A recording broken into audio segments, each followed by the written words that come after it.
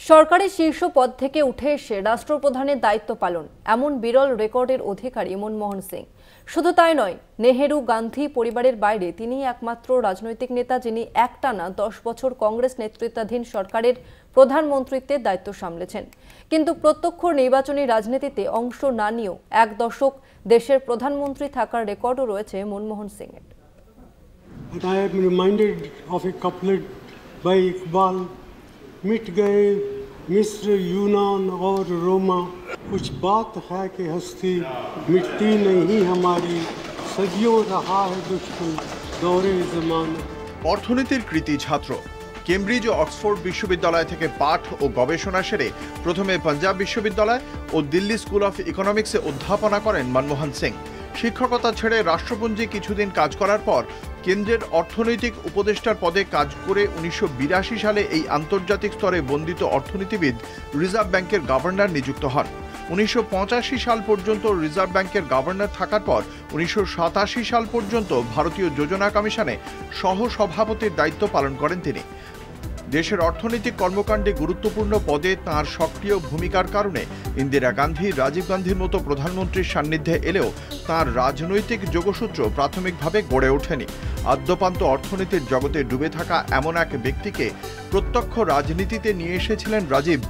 রাজ্যসভার সদস্য হিসেবে দলীয় রাজনীতিতে জড়িয়ে পড়লেও দলের সাংগঠনিক বিষয়ে আমৃত্যু গড়পড়তা কংগ্রেসি রাজনীতিকদের থেকে নিজেকে আলাদা করে রেখেছিলেন।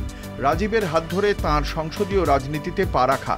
কিন্তু সেই মনমোহন সিংকে 1991 সালে পিভি নরসিমহা রাও দেশের অর্থমন্ত্রী হিসেবে নিয়োগ করেন। বিশ্বায়নের হাত ধরে ভারতকে উদার অর্থনীতির পথে হাঁটার চালিকা শক্তি যদি নরসিমহা রাও হয়ে থাকেন, তাহলে তাঁর সেই কর্মযজ্ঞের একমাত্র পুরোহিত অবশ্যই মনমোহন সিং। ভারতের রাজনৈতিক অর্থনীতির অভিমুখ বদলে দিয়েছিলেন তিনি। তা নিয়ে আজও পক্ষ বিপক্ষে নানা বিতর্ক থাকলেও আর্থিক পুনর্গঠনে লাইসেন্স প্রথার অবলুপ্তি, প্রত্যক্ষ বৈদেশিক বিনিয়োগের জন্য ভারতীয় বাজারের দরজা খুলে দেওয়া, বেসরকারি ক্ষেত্রকে অগ্রাধিকারের মতো কিছু যুগান্তকারী পদক্ষেপ করেছিলেন মনমোহন সিং।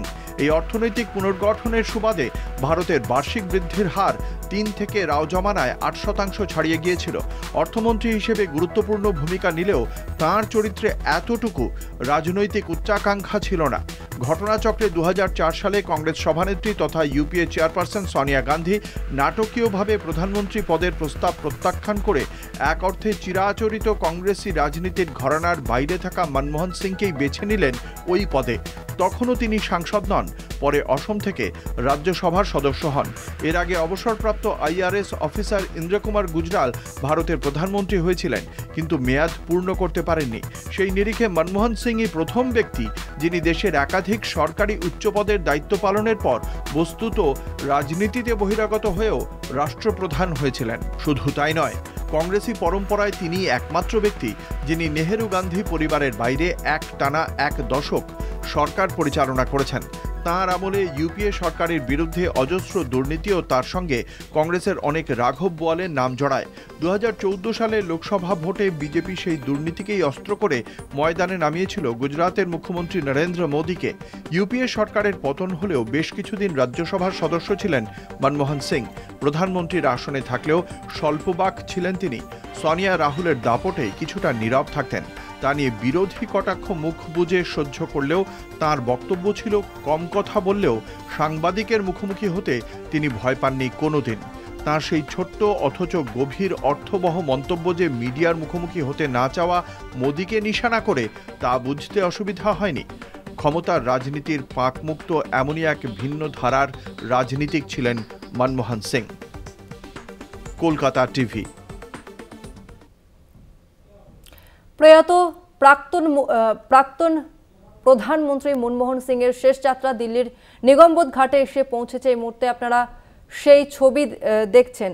দিল্লির নিগমবোধ ঘাটের পৌঁছেছে এই মুহূর্তে দিল্লির নিগমবোধ ঘাটে পৌঁছেছে প্রাক্তন প্রধানমন্ত্রী মনমোহন সিং এর মরদেহ এবং সেখানেই 12:15 নাগাদ পূর্ণ রাষ্ট্রীয় মর্যাদায় শেষকৃত্য হবে। শেষ যাত্রায় লক্ষ লক্ষ সাধারণ মানুষ পা মিলিয়েছেন।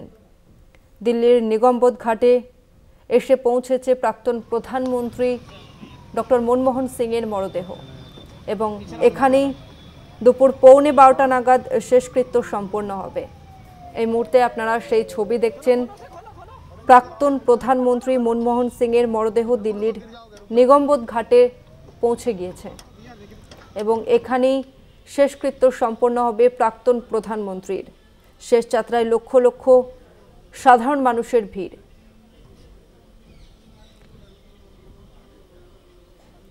প্রয়াত প্রাক্তন প্রধানমন্ত্রী মনমোহন সিং এর মরদেহ দিল্লির নিগমবোধ ঘাটে পৌঁছে গেল এবং এখানেই দুপুর 12:15 নাগাদ পূর্ণ রাষ্ট্রীয় মর্যাদায় শেষকৃত্য সম্পন্ন হবে এবং প্রাক্তন প্রধানমন্ত্রীর শেষ যাত্রায় লক্ষ লক্ষ সাধারণ মানুষের ভিড়।